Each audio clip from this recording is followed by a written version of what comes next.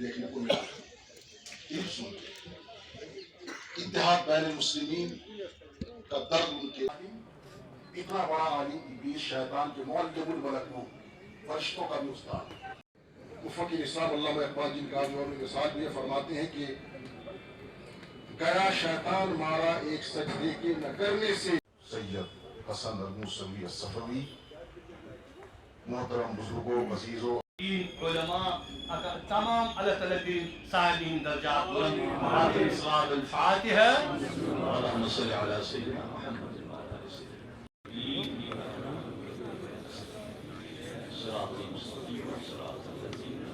بسم اللہ الرحمن الرحیم الحمد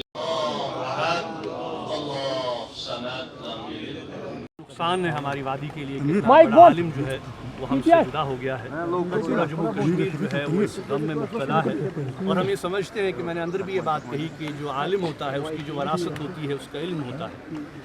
اس کی محنت ہوتی ہے، اور جو انہوں نے محنت کی یہاں پہ کہ مسلمانوں میں اصلاح ہو، مسلمان جو ہیں وہ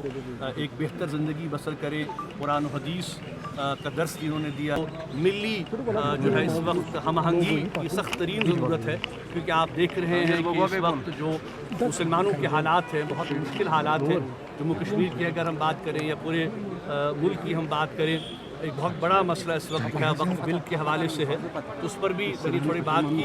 اور اس حوالے سے ہم نے ایک متفقہ فیصلہ لیا تھا جو ہماری متحدہ مجلس علماء ہے، جس میں کہ ہمارے تمام اکابرین ہیں، جس میں کہ ہماری جو ہے وہ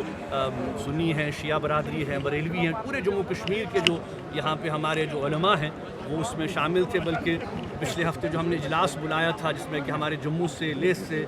کرگل سے بھی علماء آئے تھے، بدقسمتی سے سرکار نے وہ اجلاس نہیں ہونے دیا، لیکن ہم نے ایک متفقہ قرارداد وہاں پر پاس کی، اور ہم نے یہ فیصلہ کیا کہ وقف کے حوالے سے جو بھی فیصلہ آل انڈیا مسلم پرسنل لا بورڈ لے گا ہم اس کے ساتھ ہیں انشاءاللہ۔ تو اس حوالے سے چونکہ سپریم کورٹ نے فی الحال ایک عبوری ایک راحت دی ہے، اور ہم توقع رکھتے ہیں کہ جو ہمارے کنسرنز ہیں، مسلمانوں کے کنسرنز ہیں اس بل کے حوالے سے، سپریم کورٹ جو ہے ان کو بالکل ایکسیپٹ کرے گا اور اس بل کو رد کرے گا، کیونکہ ہم پورے نہ صرف جموں کشمیر کے مسلمان بلکہ پورے ہندوستان کے مسلمان اور پوری ہندوستان کی قیادت جو ہے وہ اس بات کی قائل ہے اور اس بات پر متفق ہے کہ یہ ہمارے اداروں میں، ہمارے انسٹیٹیوشنز میں کوئی مداخلت نہیں ہونی چاہیے، مسلمانوں کو یہ حق دیا جانا چاہیے کہ وہ اپنے ادارے خود چلائیں، جیسا کہ ہم دیکھ رہے ہیں کہ چاہے وہ ہماری ہندو برادری ہو، سکھ برادری ہو، ہماری باقی غیر مسلم برادری ہو، ان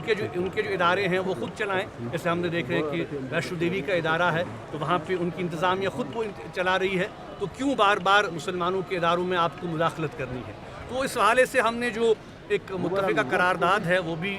جو ہم نے اڈاپٹ کی تھی، اور مساجد میں بھی پڑھی گئی، خانقاہوں میں بھی پڑھی گئی، تو اب دیکھیے چونکہ اب یہ معاملہ اب سب جوڈس ہو گیا ہے، ہم توقع ہی رکھ سکتے ہیں کہ جو سپریم کورٹ ہے وہ اس معاملے میں جو ہے وہ اپنا رول ادا کرے گی۔ اور دوسری اہم بات میں جو یہ کہنا چاہتا ہوں میڈیا کے توسط سے وہ یہ ہے کہ جو بار بار ہماری مذہبی آزادی کو سلب کیا جا رہا ہے، جامع مسجد کو جو بار بار بند رکھا جا رہا ہے، ہمیں نماز ادا نہیں کی جا رہی ہے، بعض و تبلیغ پر پابندی عائد کی جا رہی ہے، تو میں یہ سمجھنے سے قاصر ہوں کہ آخر یہ عمل کیوں ہو رہا ہے،